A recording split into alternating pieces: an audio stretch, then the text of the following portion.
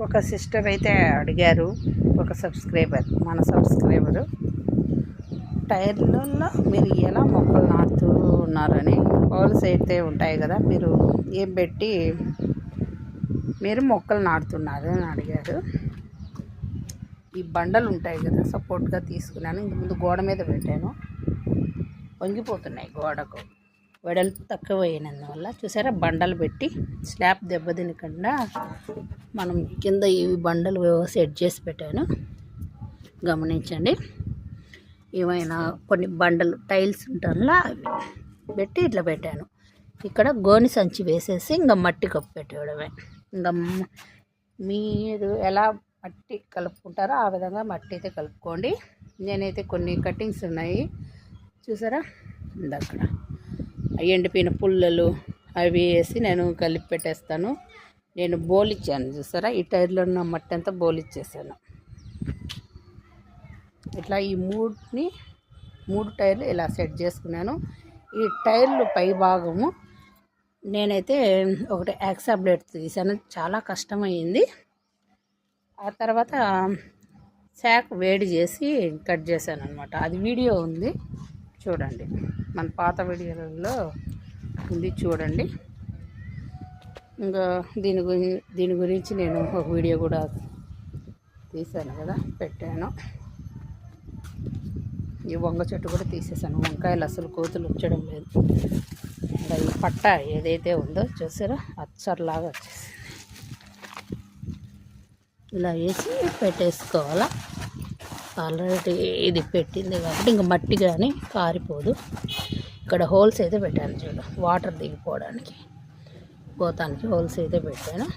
అంతే, దాంట్లో ఒకటి పెడతాను, దాంట్లో ఒక పట్ట పెడతాను. ఆ పట్టలే పెట్టేస్తాను. నేను మట్టి బోలిచ్చాను కదా,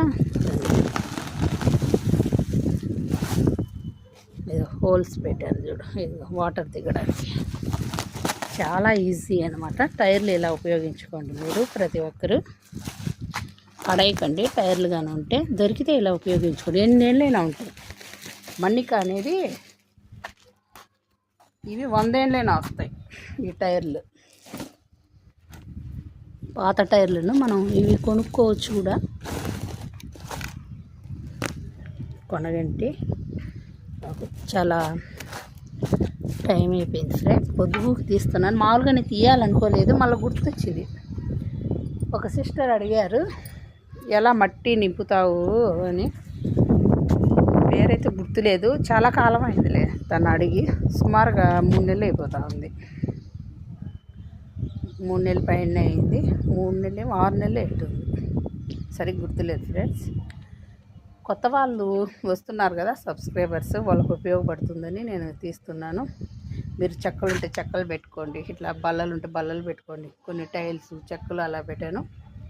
ఇలా మనం గోతంగా నింపి పెట్టి ఏమైనా మొక్కలు పెట్టుకోవడమే.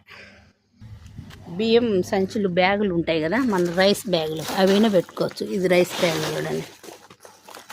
అలా హోల్స్ అయితే తప్పనిసరి పెట్టండి, నీళ్ళైతే దిగాలి కదా.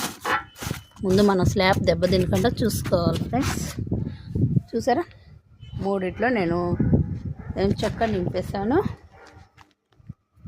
మనం కటింగ్సే నింపుతామన్నమాట. ఈ 3 టైర్లలో ఇలా ఎండిపోయిన పుల్లలు అలా వేసేసాను. ఇందులో వంగ మొక్క కూడా వేసేసాను. ఈ గోళంలో చిక్కుడు కటింగ్స్ ఉంటే ఇంకా ఇవి బోలిచ్చేసాను చూడు.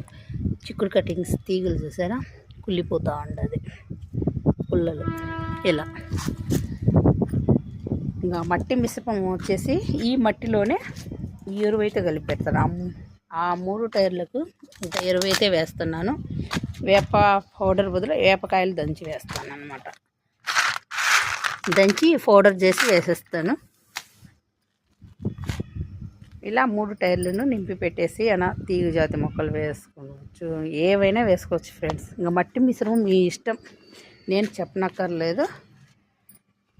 నేను ఎలాంటి బోర్నీళ్ళు కానీ ఎక్సెప్ట్ సాల్ట్ ఏం కలపడం లేదు. ఓన్లీ ఎండిపోయిన ఆకులు, మన కిచెన్ కంపోస్ట్ మట్టి ఉంది, ఒక బ్యాగ్లో నింపి పెట్టాను, అది వేస్తాను. మన గార్డెన్లో వచ్చిన మల్లెపూలు చాలా పెద్ద సైజు వచ్చాయి చూడండి మల్లె మొగ్గలు.